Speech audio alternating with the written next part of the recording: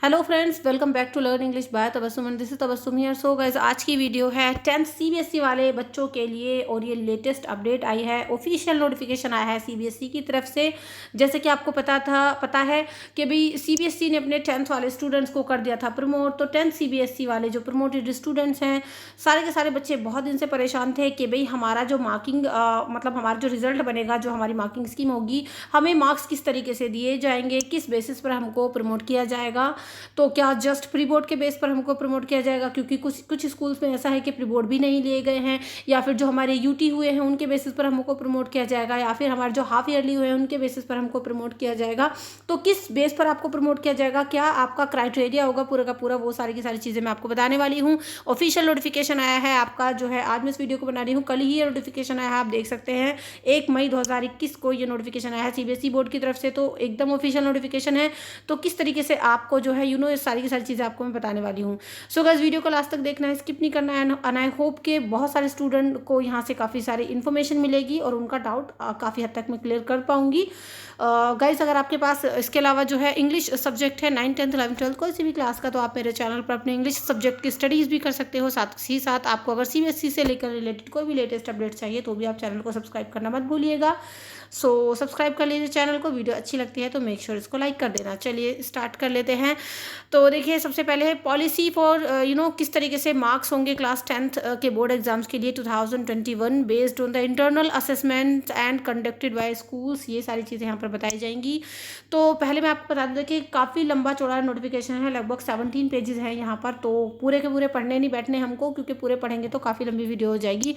तो जो मोटी मोटी सी चीज़ें हैं वो मैं आपको यहाँ पर बताने वाली हूँ। सबसे पहले बैकग्राउंड। तो देखिए, जो सीबीएसई ने सबसे पहले बैकग्राउंड का मतलब उन्होंने बताया है कि क्यों आप लोग को प्रमोट किया जा रहा है। आपको पता है, देखिए ये तो कोई खैर छुपी बात है नहीं कि increasing number of covid cases की वजह से आपको जो है प्रमोट किया गया। आपको पता है 10th वाले बच्चों को प्रमोट किया गया है। क्यों किया गया है, तो बैकग्राउंड क्या है इस चीज़ के पीछे, भाई यही है कि कोविड-19 चल रहा है, इसी वजह से जो 10th स्टूडेंट सीबीएसई के जो एग्ज़ाम थे 4 मई से 7 जून के बीच में होने वाले थे 2021 में, उनको बच्चों को प्रमोट कर दिया गया। तो यही मेन चीज़ है इसमें बैकग्राउंड के अंदर। अब देखिए, दूसरी बात सीबीएसई ने कहा कि चैलेंज बिफोर अस, मतलब सीबीएसई के सामने क्या क्या चैलेंज आए जब उन्होंने रिजल्ट मतलब प्रमोट तो कर दिया, लेकिन रिजल्ट बनाने में क्या क्या चैलेंज सीबीएसई के सामने हैं, क्या क्या सीबीएसई को फेस करने पड़ रहे हैं। तो देखिए, वही है कि पेंडेमिक सिचुएशन है, और इस सिचुएशन में अगर सब बच्चों को प्रमोट किया जा रहा है तो प्रमोट ऐसा ना हो कि कुछ बच्चों को शिकायत हो इस चीज़ से कि भाई हमारा रिजल्ट अच्छा नहीं रहा, फेयर नहीं रहा, हमारे साथ इनजस्टिस हुई है। तो सीबीएसई ये बोल रहा है कि हमारे सामने यही चैलेंज है कि बच्चों को फेयर रिजल्ट हम लोग दे, अनबायस्ड रिजल्ट हम लोग स्टूडेंट्स को प्रोवाइड करेंगे। ये बहुत बड़ा चैलेंज है हमारे सामने। सीबीएसई के जो स्कूल सिस्टम है वो स्मूथली अच्छे तरीके से बच्चों का रिजल्ट प्रिपेयर करे, तो ऐसा पॉसिबल करना हम लोग के सामने बहुत बड़ा चैलेंज है। तो ये सारी की सारी चीज़ें बताई जा रही हैं इसमें। तो मेन चीज़ चैलेंजेस में तो यही है, मतलब यही बताया गया है। अब देखिए, ऑब्जेक्टिव ऑफ द पॉलिसी। अब देखिए, ये जो पॉलिसी है इसका जो मेन मकसद है वो क्या है, तो भाई यही है कि अनबायस्ड और ट्रांसपेरेंट एकेडमिक स्कूल रिकॉर्ड के बेस पर रियलिस्टिक एवोल्यूशन किया जाए, बच्चों को अच्छा रिजल्ट, फेयर रिजल्ट दिया जाए, कोई बच्चा ये ना कहे कि उसके साथ भेदभाव हुआ है। और ये जो होगा असेसमेंट वो फेयर होगा, वैलिड होगा, रिलायबल होगा, है ना। तो स्कूल के जो टीचर्स हैं, लीडर्स हैं, वो भी इंश्योर करें कि इस एवोल्यूशन में वो अपना मतलब सही से इसको करेंगे, अच्छे से कोऑपरेट करेंगे। ये सारी चीज़ें यहाँ पर बताई गई हैं। तो डोंट वरी स्टूडेंट्स, 10th की अगर मैं बात करूँ, 10th सीबीएसई के बच्चे बिल्कुल परेशान ना हो, आपको रिजल्ट अच्छा ही मिलेगा। क्योंकि इस बार जो सीबीएसई ने बहुत मतलब लंबा चौड़ा एक पूरी खूब सोच विचार करके तब सारी चीज़ों को मद्देनज़र रखते हुए तब आपके लिए सारी की सारी पॉलिसी लाए हैं, तब आपको प्रमोट किया जा रहा है।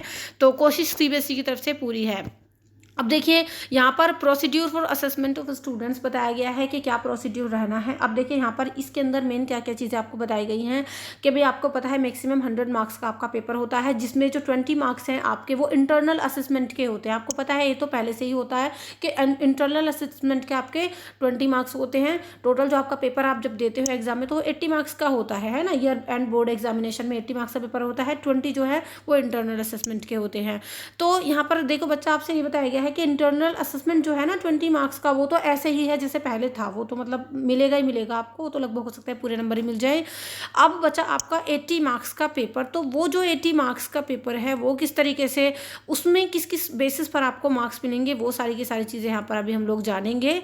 तो आई होप आपने वीडियो स्किप नहीं की होगी अभी तक, अच्छे से समझिए चीज़ों को, ठीक है। चलिए गाइस आगे देख लेते हैं। यहाँ मेन चीज़ें क्या है मैं वही देख रही हूँ आपके। अब देखिए आपको जो एग्ज़ाम में मार्क्स दिए जाएंगे, जो आपके स्कूल के अंदर टेस्ट हुए होंगे, यूटी हुए होंगे, एग्ज़ाम्स जिसमें प्री बोर्ड भी आते हैं, जिसमें हाफ ईयरली एग्जामिनेशंस भी आते हैं, तो उन सभी के बेसिस पर यहाँ पर आप लोगों को प्रमोट किया जाएगा। आपका जो पूरा परसेंटेज बनेगा वो उस हिसाब से ही बनेगा। लेकिन उसको जानने से पहले मैं आपको यहाँ पर गाइस ये बता दूँ कि CBSE ने बताया है कि कॉन्स्टिट्यूशन ऑफ रिजल्ट कमिटी, एक कमिटी बनेगी। ऐसा नहीं है जस्ट एक इंसान ने आपका जो है रिजल्ट तैयार कर दिया, 1 पर्सन मेड रिजल्ट आपका नहीं होगा कि बस आपके स्कूल जो आपके क्लास टीचर हैं, आपके प्रिंसिपल है, बस वही आपका रिजल्ट बता देंगे। तो इससे देखिए बहुत सारे बच्चों के दिमाग में भी चीज़ होगी कि ऐसा ना हो कि भाई हमारे स्कूल टीचर या हमारे प्रिंसिपल या फिर मेरी तो परफॉर्मेंस वहाँ पर ख़राब रही है, या फिर मेरे तो टेस्ट में अच्छे नंबर नहीं आते थे, मेरी कंप्लेन जाती थी घर पे। तो कुछ बच्चों को दिमाग में भी होगा कि उस बेसिस पर हमारे जो टीचर हैं, हमारे जो प्रिंसिपल हैं, वो हमारा रिजल्ट ख़राब ना कर दे या कोई ऐसी दिक्कत ना आ जाए। तो इसलिए देखिए कॉन्स्टिट्यूशन ऑफ रिजल्ट कमेटी, केवल एक इंसान आपका रिजल्ट नहीं बनाएगा। यहाँ पर CBSE ने ये चीज़ क्लियर कर दी है कि रिजल्ट कमेटी बनेगी, जिसमें देखिए कम से कम 7-8 आपके लोग होंगे। कैसे, एक तो आपके स्कूल प्रिंसिपल होंगे, ठीक है, और साथ ही साथ गाइस आपके 7 टीचर्स होंगे जो आपके रिजल्ट को फाइनलाइज करेंगे। अब ये किस तरीके से होंगे, जो 7 टीचर्स होंगे, इनमें से गाइस 5 टीचर्स तो आपके स्कूल से होंगे, 5 टीचर्स फ्रॉम योर स्कूल, ठीक है। उसमें आपके मैथमेटिक्स, सोशल साइंस और जो 2 आपकी लैंग्वेजेस हैं, हिंदी, इंग्लिश, असमीज़, जो भी आपकी लैंग्वेज है, तो ये आपके 5 टीचर्स होंगे आपके स्कूल के, एक होंगे आपके प्रिंसिपल, एंड इसके बाद 2 teachers from neighbouring schools. Neighbouring का मतलब पड़ोस के स्कूल से 2 टीचर और बुलाए जाएंगे, ठीक है। तो गाइज 2 टीचर आपके हो गए नेबरिंग स्कूल से। तो टोटल 5 + 1 + 2 8 टीचर्स होंगे गाइज टोटल। प्रिंसिपल को मिला के 8 लोगों की ये कमेटी बैठेगी और ये आपका रिजल्ट फाइनलाइज करेंगे। ऐसा नहीं है जस्ट एक इंसान आपका रिजल्ट बना दे, ठीक है। तो मेन चीज़ यही है कि भाई कमेटी बनेगी जिसमें एक प्रिंसिपल होंगे, 5 आपके स्कूल टीचर होंगे, जिसमें 2 लैंग्वेज के टीचर होंगे और 3 अलग अलग जो भी सब्जेक्ट्स हैं उनके टीचर होंगे, और साथ ही आपके 2 टीचर बुलाए जाएंगे आपके नेबरिंग मतलब पास पड़ोस से, वहाँ से। इस तरीके से 8 लोग मिलकर आपका रिजल्ट करेंगे तैयार। आगे बढ़ लेते हैं। वीडियो अच्छी लगी तो प्लीज़ लाइक कर देना। इसके बाद गाइज आपका जो है इस तरीके से है कुछ के evidence toward the performance of the student, के स्टूडेंट की क्या परफॉर्मेंस रही है उसके तौर पर जो सबूत रहेगा। तो गाइज केवल एक ऐसा नहीं है कि खाली आपको हाफ ईयरली के बेस पर प्रमोट कर रहे हैं, या फिर आपको प्री बोर्ड के बेसिस पर प्रमोट हो रहे हैं, या फिर आपके जो यूटी वगैरह चले हैं उनके बेसिस पर, नहीं, इस तरीके से नहीं है।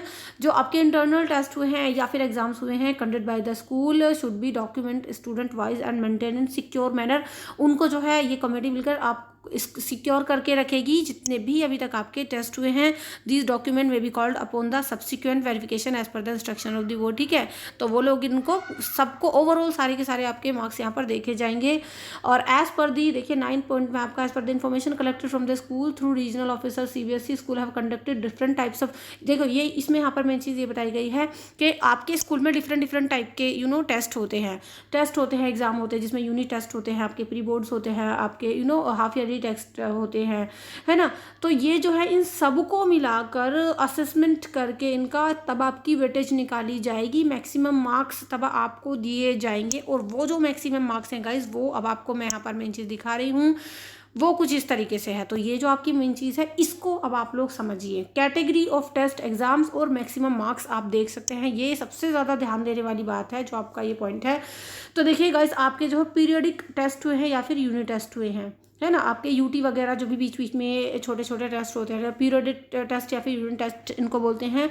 तो अगर आपके स्कूल में ये हुए हैं तो उनमें से आपको 10 मार्क्स मिलेंगे। 10 मार्क्स के आपके जितने भी यूनिट टेस्ट पीरियडिक टेस्ट हुए हैं 10 नंबर आपको वहाँ से मिलने वाले हैं। उसके बाद आपके गाइस हाफ ईयरली जिनको मिड टर्म एग्जामिनेशन बोलते हैं, ये अगर कोई से पेपर आपके स्कूल में हुए हैं तो 30 नंबर आपको यहाँ से मिलेंगे कि भाई हाफ ईयरली में आपकी क्या परफॉर्मेंस रही, मिड टर्म एग्जामिनेशन में आपकी क्या परफॉर्मेंस रही। उसके बाद कुछ बच्चों के हुए होंगे प्री बोर्ड एग्जामिनेशन, तो प्री बोर्ड में आपके जो 40 मार्क्स में से आपको प्री बोर्ड के में से मिलेंगे। तो टोटल यहाँ पर CBSE ने इस तरीके से आपके 80 मार्क्स बताए हैं। ये चीज़ क्लियर कर दिया है कि just not from the unit test, not just from the half yearly, not just from the pre board. केवल एक चीज़ के बेसिस पर आपको नंबर नहीं मिलने वाले, आपको ओवरऑल इन 3 चीज़ों के बेसिस पर नंबर मिलेंगे, ठीक है। तो आप ये चीज़ देख लीजिए भाई, 10 नंबर का जो आपका यूनिट टेस्ट और पीरियोडिक टेस्ट हुआ है उसमें आपको 10 नंबर गेन करने हैं। फिर उसके बाद जो आपके हाफ ईयरली एग्जामिनेशन या फिर मिड टर्म एग्जामिनेशन हुए हैं 30 नंबर में से आपको उसमें से मिलेंगे, और प्री बोर्ड के जो हैं, प्री बोर्ड यहाँ पर ज़्यादा नंबर का है 40 नंबर। इस तरीके से आपके 80 मार्क्स में से आपको मार्क्स मिलेंगे, और जो आपके 20 मार्क्स है वो तो है खैर इंटरनल असेसमेंट के, वो तो मैंने ऊपर आपको बता ही दिया था। तब मिलाकर आपका रिजल्ट बनेगा। तो बच्चों आई थिंक आपका ये डाउट क्लियर हो गया होगा कि आपका रिजल्ट किस तरीके से मिलेगा, इस तरीके से आपका रिजल्ट बनेगा। तो आप टेंशन ना लें, बहुत सारे बच्चे परेशान हैं कि कहीं हमें फेल तो नहीं कर दिया जाएगा। So guys don't worry, fail तो बिल्कुल आप नहीं हो गया। आई होप कि जिस तरीके से यहाँ पर सीबीएसई ने बहुत मेहनत और जद्दोजहद के बाद ये सारे का सारा हमारे सामने चिट्ठा खोल के रखा है कि भी हाँ ये चीज़ें वो लोग सोच रहे हैं, इस तरीके से आपका रिजल्ट बनकर तैयार होगा। और देखिए हाँ गाइस, एक चीज़ अभी मैं आपको बता दूँ कि आपका रिजल्ट जो है 20 जून तक आपको मिल जाएगा, ठीक है। मिल जाएगा क्या मतलब, सीबीएसई की वेबसाइट पर आप अपना रिजल्ट चेक कर सकते हो। फिर 20 जून को आपका रिजल्ट हो जाएगा डिक्लेयर। तो इस तरीके से आपका रिजल्ट होगा तैयार। वीडियो कैसी लगी हो प्लीज़ कमेंट करके बताइएगा, और अच्छी लगी हो तो शेयर कर देना, लाइक सब्सक्राइब कर लेना चैनल को।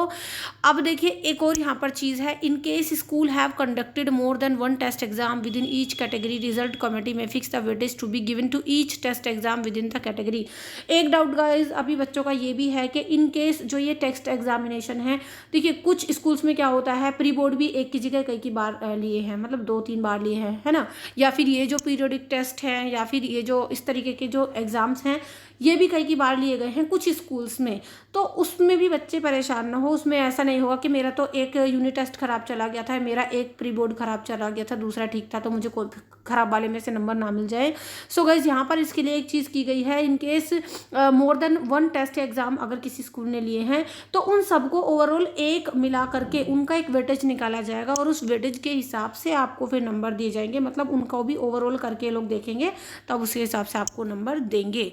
अब देखिए एक और यहाँ पर, क्योंकि देखिए मैंने आपको बताया 17 पेजेस है, बहुत लंबा चौड़ा ये सीबीएसई ने नोटिफिकेशन दिया है। तो जो बच्चे परेशान थे पहले मैंने उनको बता दिया है कि किस तरीके से आपका रिजल्ट बनेगा। अब एक और कंडीशन यहाँ पर आती है, there are some schools were one. तो देखिए ऐसे भी काफ़ी सारे स्कूल हैं जिन्होंने इस तरीके के एग्ज़ाम किसी वजह से वो लोग कंडक्ट नहीं करवा पाए हैं, ना प्री बोर्ड हुए हैं या फिर कहीं पर यूनिट टेस्ट वगैरह नहीं हुए हैं, कहीं पर मिड टर्म एग्ज़ाम नहीं हुए हैं। तो उस सिचुएशन में क्या होगा, तो गाइज़ ये बताने के लिए मैं अभी आपको जो है उसके लिए नेक्स्ट वीडियो बनाऊँगी, क्योंकि ये वीडियो काफ़ी लंबी हो जाएगी। तो जितने बच्चे चाहते हैं कि मैं वीडियो बनाऊँ फटाफट से मुझे कमेंट कर दे कि इस केस में क्या होगा। आई होप के ऊपर जितनी भी मैंने चीज़ें बताई हैं वो सभी बच्चों को क्लियर होंगी। वीडियो अच्छी लगी हो तो लाइक कर देना, चैनल पर पहली बार आए हो तो इंग्लिश के सिलेबस के लिए चैनल को सब्सक्राइब कर देना, और साथ ही साथ आपको सीबीएसई से लेकर लेटेस्ट अपडेट भी मैं देती रहती हूँ, तो चैनल को सब्सक्राइब करना बिल्कुल मत भूलिएगा। और कमेंट करके आप अपना राय भी मेरे साथ शेयर कर सकते हैं। चलेगा, see you in the next video, till then be a learner and learn English. Thank you and good bye.